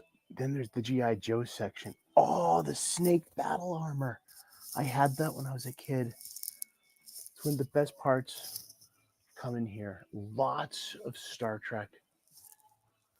Wow. Oh, look at all the Eagle Moss. I got a bunch of these Eagle Moss. Oh, there they are. Hi. There's the cameraman.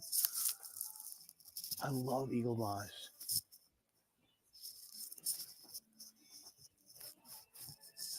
Sunday afternoon at the Funny Book Bodega.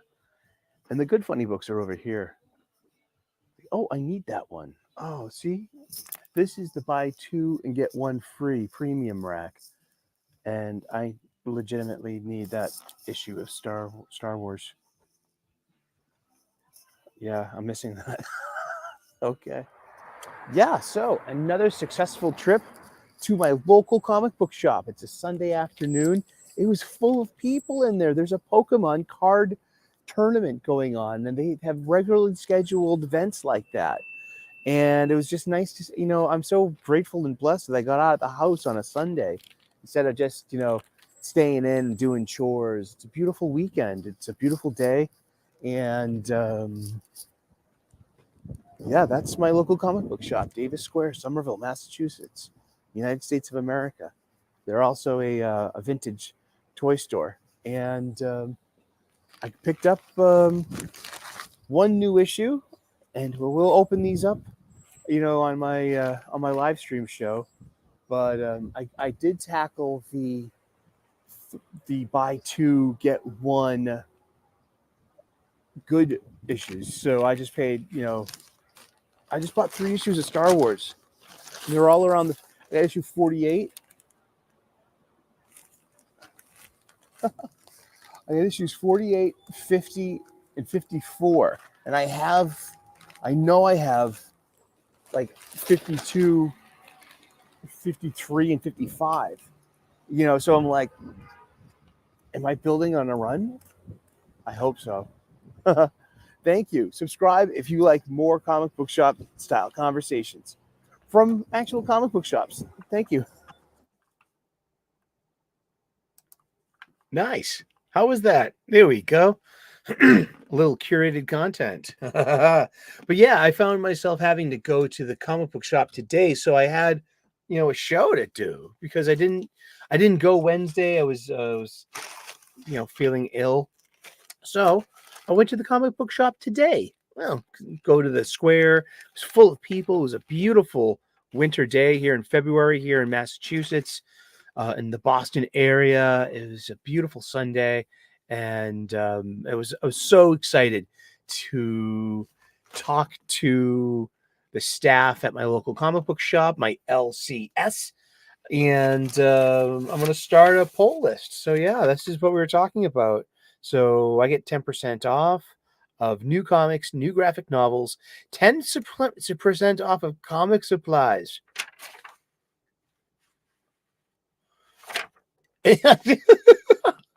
Early access to in-store sales, special requests for variants and more, and weekly newsletter update and release is cool. And it's about, then we have terms, and that's that. So in order to get, so I don't get shut out of getting Green Lantern 8 or Duke 5 or Cobra Commander 6. I mean, Cobra Commander is coming out this week. I hope that I get my copy of it. Woo! I missed out on Duke number 2 like 2 weeks ago. So Yule Carter got my back on that one. That was a part of, hey Yule, you got Duke number 2? He's like, I got you. Like, thank you, Yule. Yeah, seriously. Fantastic Comics. His deets are in the details, and I shop with him. Yeah, this is my 4th purchase, and it's usually very prompt and put together in a nice Gemini mailer, and I haven't had any problems with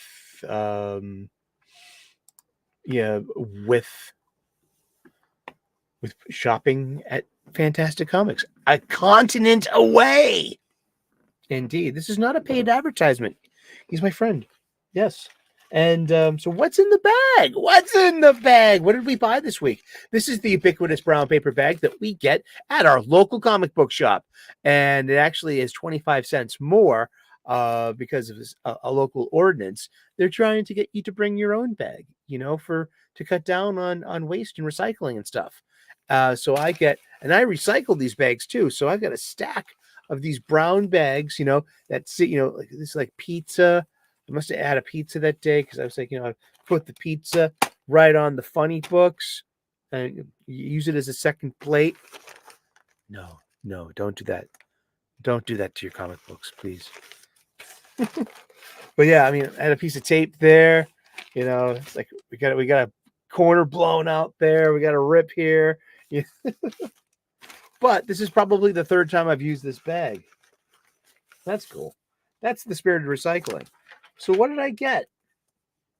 I got one new comic book this week, and it wasn't what I expected. I already bought a previous Saturday Morning Adventures Dungeons and Dragons 1.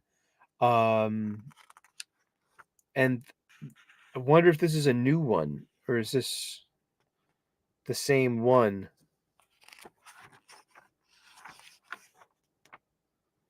I'm not sure. It's been a while since I read this. It's cover A. Did I already get? Because, whoops. This is what I got. Saturday Morning Adventures, Dungeons and Dragons. And trying to figure out if this is a different story. Yeah, is this a volume 2? Let's look at the indicia.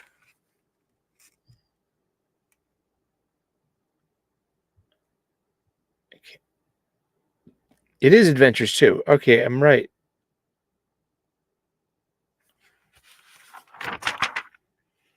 Cool. So it's a new adventure. So there's new issue 1, and you know, I like the thrill of the hunt. You know, it just kind of takes the fun out of it for me. It feels more of an obligation now.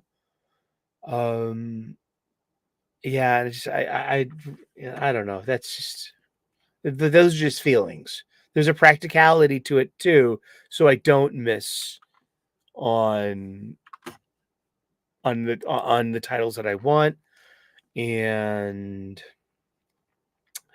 help keep them in business with proper inventories and shit. Yeah.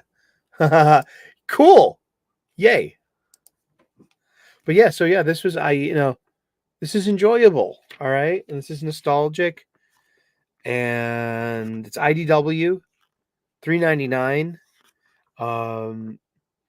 Suffers probably from everything I yak about when it comes to modern comics.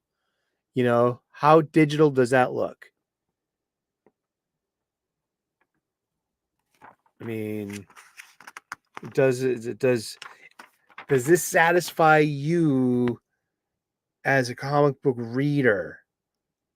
Like this level of art? And but I mean, look at the backgrounds. But they're in a winter sky, you know. I mean, there's nothing but like ice and plateau behind them anyway. You know, I know. I'm just.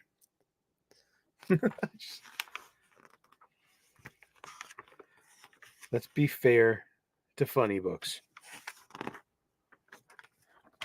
Like, how many times have I seen the same image, like presenting the vessel, the ship, the spaceship, the fighter plane, you know, and this complete like blank behind it. Once again, hey, it's the sky, you fool. And it's cloudy. Okay, I know.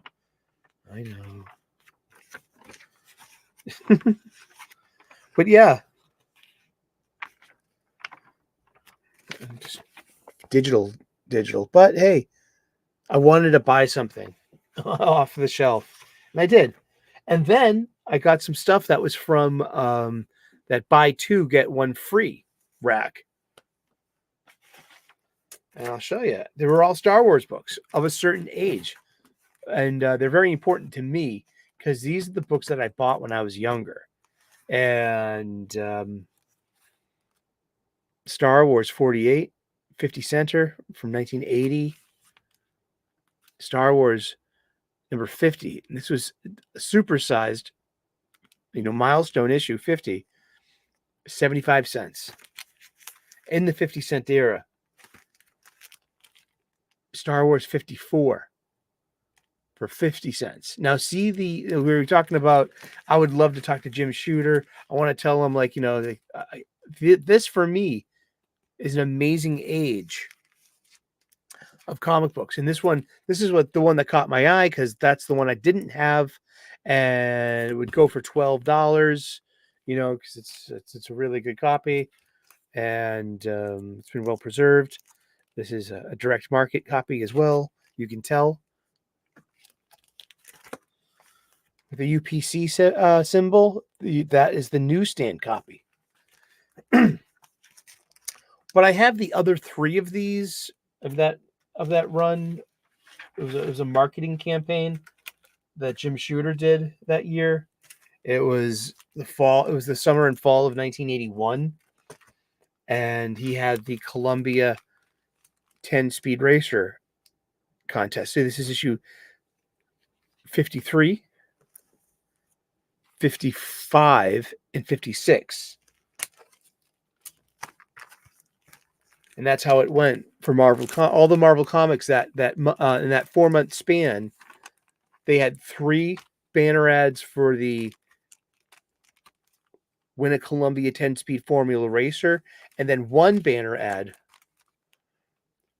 for the new cartoon on Saturday mornings for kids, beginning September 12th on NBC. Spider-Man and his amazing friends. December cover, but this is like, what's that? December, November, October, September. So this is probably on shelves. This is on spinner racks. Late July, late August, early September, to go with that syzygy, but these are from 1981, and these represent just a certain special time for me when I first started buying comic books off of the spinner rack with my pocket change. So not only do I have an affinity towards that the 10-speed racer ad, I have an affinity towards a certain age of Star Wars comic books. And so now I'm starting to get they're starting to get these are all from my spinner rack. So, just oh, here they are. Now I got more. Now issue 48, June 1981. And so I was 8 going on 9. Let's look at this comic book. We're going to look at a comic book. Let's look at this funny book. Okay, I'm going to fold that down so I don't snag myself on some Scotch tape. Oh, there's a tear in the bag. Predates video game ads. The old 100 toy soldiers for $1.98. And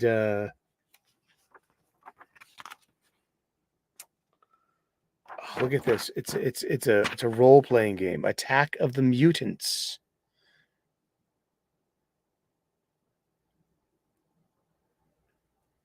Oh my goodness. Yeah, it's a role-playing game.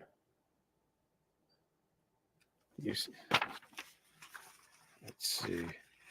Prizes for cash. This is ancient. Let's look at the indicia. June of 1981. Larry Hama is a writer. Ain't that cool? Carmen Infantino, Carlos Gazan, the artists. Glynis Wine, the colorist. Louise Jones is the editor. You will know her as Wheezy Simonson in a couple more years. And editor-in-chief, James Shooter, huh? Yeah. Love that stuff. So, yeah, I mean, there are only 107 of these Star Wars floppies.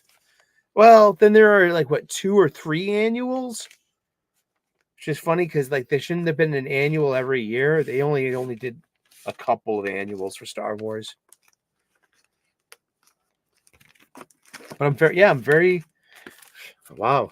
Am I gonna get the entire Marvel Star Wars run? I don't know, but I need 49 now.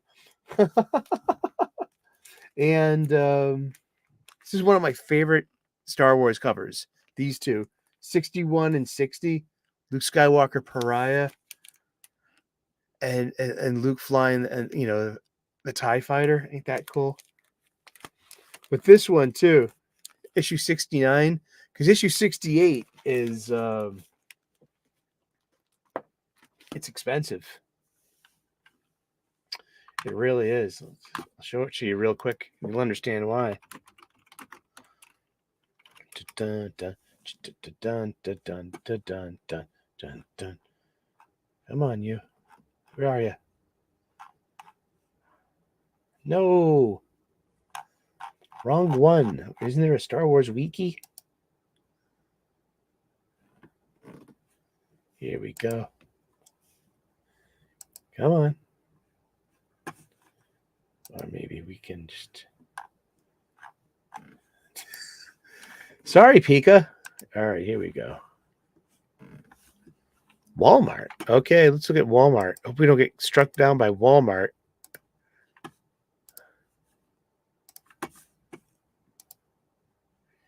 This is issue 68. I remember buying this at Superhero Universe 3 and Downtown Crossing, downtown Boston. I remember this, and when like 2 years ago, the popularity of The Mandalorian, the Disney Plus show, that went up to about $240 for a 9.2. You know what I mean? Something like, and it's still about $100 now, I guess. I'm looking for a reader copy to have. That was one of my favorite Star Wars stories as a kid. I wouldn't be surprised. You know what? Oh, geez. Why doesn't Marvel have that as a facsimile issue and sell that for $4.99?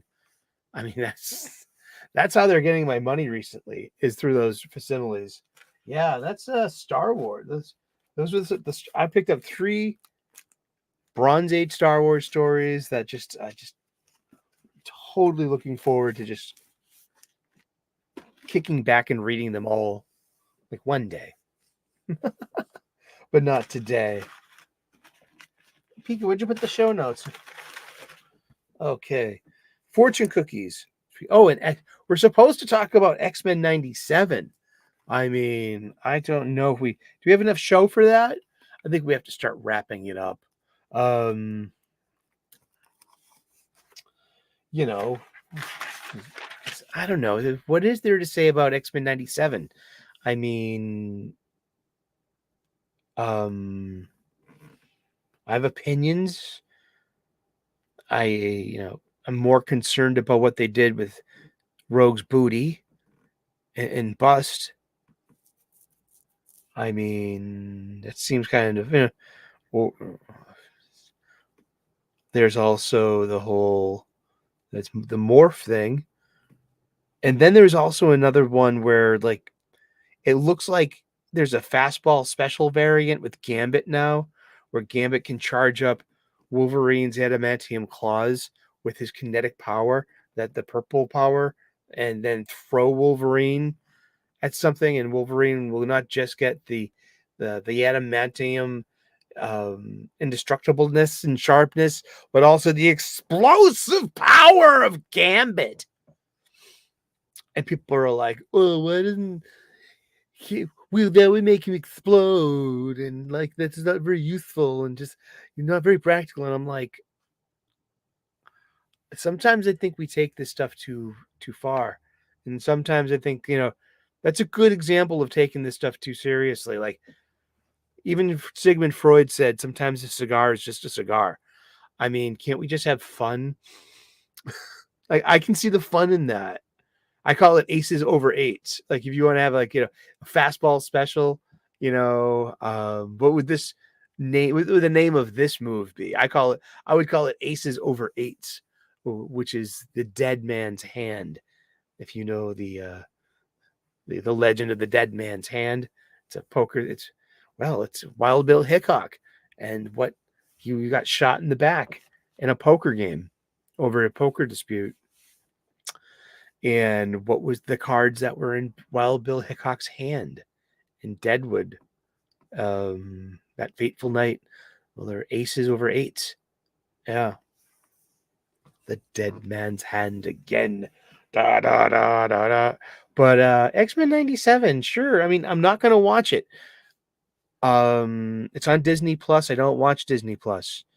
Never had it as a subscription, and I would never make the conscious choice even to use someone else's sign-in information, because I don't want to contribute to it by not knowing the stories. I want to be ignorant of it. I mean, it just, the most valuable thing for Disney would be clicks, metrics, and watch hours. And that's something that they could benefit from me from tuning in on anyone's account, you know, on anyone. So it's like, and they just give that shit away. They're not making money. But they want to, prove, I guess, like viewership, and that those are the conditions of producing entertainment, I guess. But yeah, I don't watch D plus. I don't have D plus. I only got YouTube and Amazon Prime, and that's like it. And instead of getting a PS5, I got myself an Ultra 4K all regions Blu-ray DVD player, a Sony too, because I like Sonys, and they make good stuff. For just it was in that kind of range, in that price range too. It's like, oh, really? That's interesting. I could have got a PS5 with an optical drive, but instead, I got, oh my goodness! Did you bring any cookies? Did you bring any pie? Apple pie, blueberry pie, peach cobbler, donuts? Oh, cool! Yeehaw! I hope you get some Whataburger. And I love Whataburger, and their fries and spicy ketchup. Yeah, Wes hates them, but I for one look forward to going to Texas and getting some Whataburger in me. Some of those fries. No cookies. Oh, that's okay. They don't. Oh, thanks. And thanks for tuning in. Yeah, we went a little long today, but yeah, we were starting to talk about X-Men 97 just a little bit. Okay, should I talk about MORPH? I mean, I have an opinion about this. I really do. And it's not about the outrage. I mean, it's about, okay, in 1992, when MORPH was part of season 1, he was meant to be kind of take the place of Thunderbird in the second Genesis. And in 1975, you had second Genesis, the new team. And a couple of issues later, we lost Thunderbird. He died. It was so, and it pulls the team together. It kind of like makes them think that like this is about the stakes that are involved, and the impact that will have on you. Like this is, for you to respect the dangers of what you're doing here as one of the X-Men. And so, and MORPH had that same role in the animated series. Now, I watched the shit out of the animated series, but only for the first couple of seasons. I think I was just by 95, I'm like, in my early 20s, and I'm like, Saturday mornings are a little different. You missed it. Or you set your VCR up, set up the VCR. Make sure you put it on SLP. I don't want to waste videotape. So I remember catching the final season of X-Men the Animated Series like years later, and then noticing that there was a drastic change in production quality. I mean, that the animation was just so poor by 1997, the end of the show. I mean, it's like, how did you feel about that? Did you notice that? And apparently during the production of it, and there's like extensive materials out there about the husband and wife team that were the showrunners of X-Men the animated series back in those Fox days. It is splendid and wonderful stories. I mean, they're out there, and I would love to get more and more into this. So if you'd like to continue the X-Men 97 talk, please, let's do that. What are you going to be watching X-Men 97? Is that the point? I mean, have you been scared off because of the modernity, the post-modernity, and the activism? I've been scared off by, I've been just tuned into this online kind of bickering between good persons claiming anyone who doesn't support the morph thing a bigot. And I think it's younger voices, younger people, and it's just leverages in these online conversations that you don't have to accept. No Disney for you. Yeah, I don't know Disney for me. Morph was dead after the first episode, then brought back. Yeah, as a season finale. That was like Mr. Sinister did that to him, right? And yeah, exactly. And they do there's a lot of great material about X-Men the animated series, and yeah,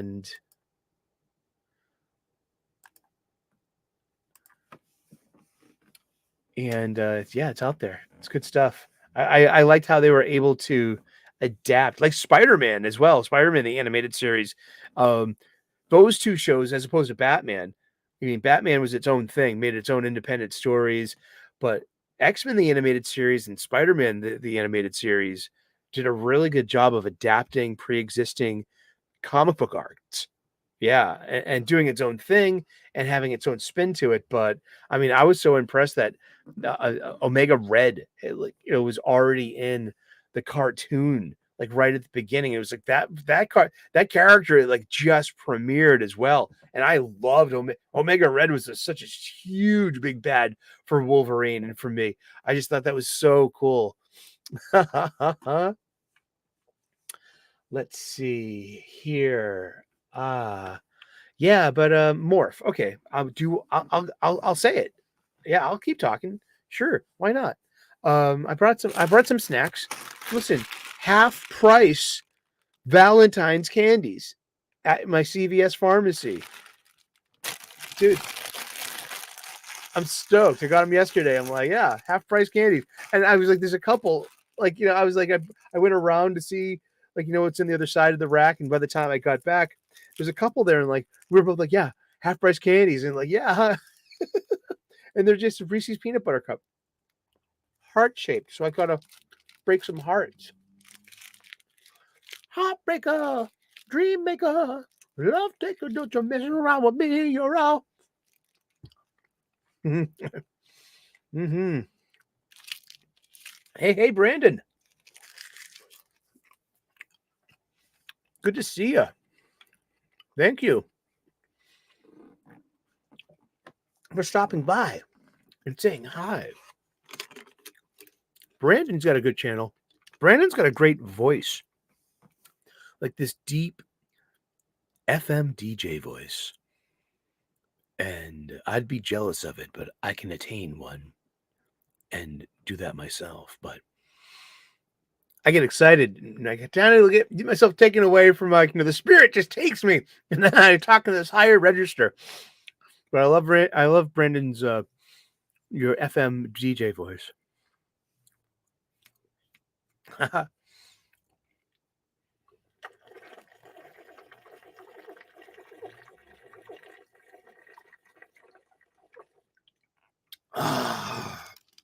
So Morph. So he's being cited as being a non-binary character. I'm fine with that. I'm okay with that. It doesn't break my heart. It doesn't break continuity. It doesn't break canon. It doesn't do anything. We didn't have the vocabulary in 1992 as we do now. Sure, why not? I mean, am I splitting hairs? But is Morph less non-binary? Is he more gender fluid? I mean, I look at someone like Mystique, like Raven Darkholm. Mystique. Hello, yeah. I look at her as a hermaphrodite. Because, like, I look at Mystique and look at and Morph. They've got kind of similar power sets,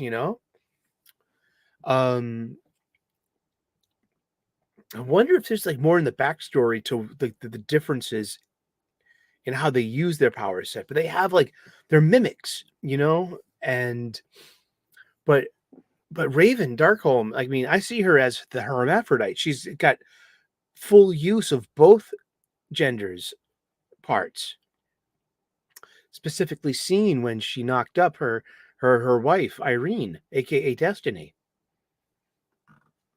in X-Men Blue Origin #1. Smooth jazz, that's right. And now we have the Dave Brubeck trio doing So What and Freddie Freeloader.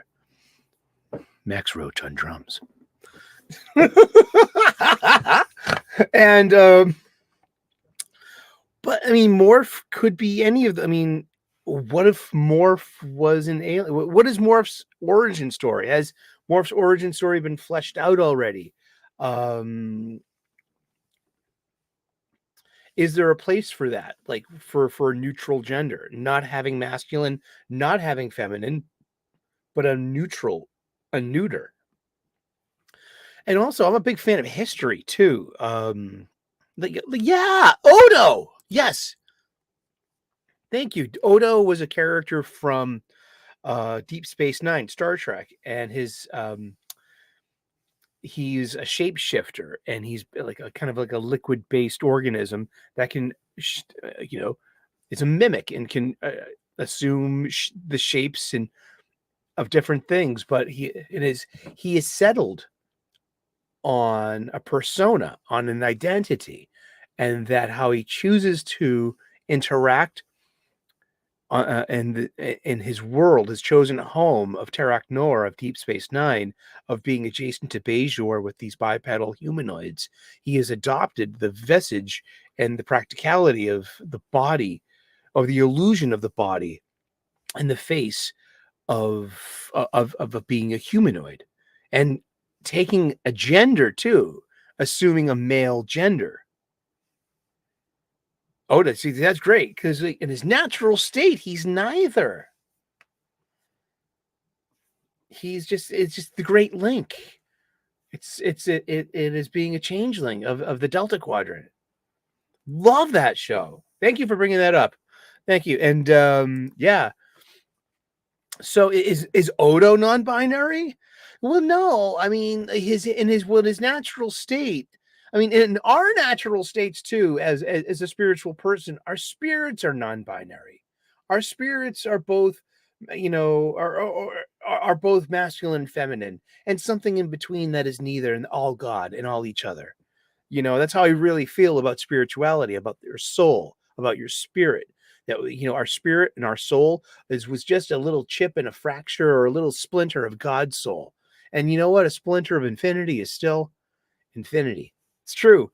And that we, as our spirit and our souls, we contain a non-binary, a non-dual feature to ourselves too. And it's okay. And like, so to respect that even in ourselves. I mean, are we having problems with, we think that it's just modernity foisting itself and their values and their messaging and their stuff? You think that Morph is that, or is this just an opportunity to maybe go there with that character? I see it as in that ladder there. I see it as an opportunity. I see it as a positive, and not just it's not just the encroachment and the message. The message. It's not, is it? Yeah, and like every 24 hours, Hal Jordan has to charge up his ring with the oath too. And hey, if you checked out Picard season 3, the Changelings are one of the big bads. It's pretty good too. So I check that out. But yeah, I mean, I'm not mad at the Morph, at the non-binary thing. Why not? Maybe he's been dead, and maybe he's like, and just now he's over it. Now he's just like, I am just human, or I am just mutant, or let's see where this goes. Do we have reason for all the outrage besides the whole taking one side in the culture war thing or the other? Because it's like, this thing's been it's amazing, just the push, the push and pull It's like, oh, you're just bigots, bigots, bigots, bigots. I've just, all the white hats are saying that over and over again. And then you have the other side saying you're changing for changing's sake for modernity. But I'm saying, look at MORPH intrinsically and essentially. Why wouldn't that fit? How can we get, how can we make the older fans happy? Or, with this one, you know what I mean? I'm more upset about Rogue losing her booty in her bust. Um, um,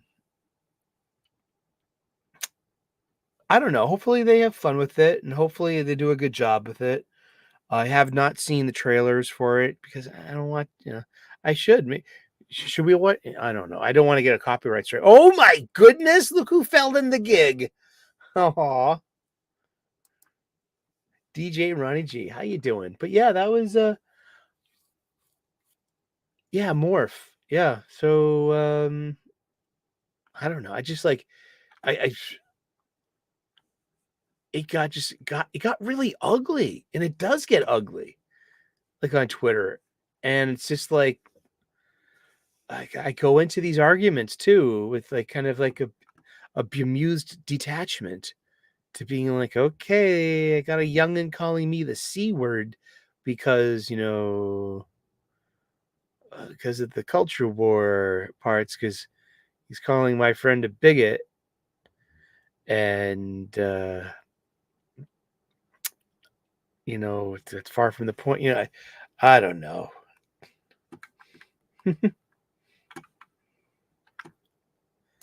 Yeah, I mean, exactly. Who looked under Morph's tail? That's how we used to do it back in the projects when, and the cat had a litter of kittens, and you had to wait a couple of weeks too, because with the boys, sometimes you just pop out. You're like, oh, wow, you're a boy cat. Live and learn, live and learn. They nerfed from the rogues before. Yeah, exactly. Oh, gosh. Oh, poor girl. Must have been the Atkins diet. I wonder if she went keto. The stress of living with Remy. Oh, ain't that a shame? Well, you know what? It's time to wrap the show up. Thank you so very much for tuning in today. And we've been talking about the new comics this week and a little bit of goings on. This is the dojo for tactical and practical spirituality. So tune in on any given weekday morning for some gratitude lists. And I feel that you can get some real traction on on yourself when you start to reformat your self-talk and make it, someone that's like, really nice to you. You know what I mean? You should be, once you start being nicer to yourself, it kind of follows you're nicer to other people. And when you're more patient with yourself, you're more patient with other people. When you're more forgiving of yourself, you follow that pattern, and it follows through. And I found it very helpful, so I pay it forward. So tune in for my gratitude lists in the morning, any time of day. They have a playlist, and you know what? I offer a good, a good model, and it's for you to pick up or not. Let me know if you do. And well, thank you so very much. Oh no, your mother Aile's mother-in-law is trying to put her on a keto diet. Oh no. It's being active and portioning well and counting calories. There's a lot of moving parts to it, but if you're serious and earnest, you will find a way. A lot of it has to do with cutting out breads, starches, noodles, rice, and it goes down to portioning too, and also agreeing to suffering, because dieting is like it's a state of suffering, and you need to be able to be okay with it and not let it ruin your day, and not let your day, like, you have a bad impact on those around you because you're dieting and you're a little low blood sugar or feel a little cranky. You have to kind of like transcend it, with your spirit and your willpower, and be like, I'm not going to be cranky because I'm starving. I'm just going to get through it. I'm going to choose something else. And I know you're Asian. You need rice. Oh my goodness. I know. I'm Irish. I need potatoes. Buttered potatoes with sour cream, please. Potatoes. Thank you all for tuning in today. God bless. Namaste. Good luck. We will see you on Wednesday with the new release preview day. Hopefully, we'll be just talking from my local comic book shop, and I'll be signing up for my pull list. And we'll go on this journey together. God bless. Namaste. Good luck. We will see you again in those funny pages. Ciao. Bye-bye. Cheers.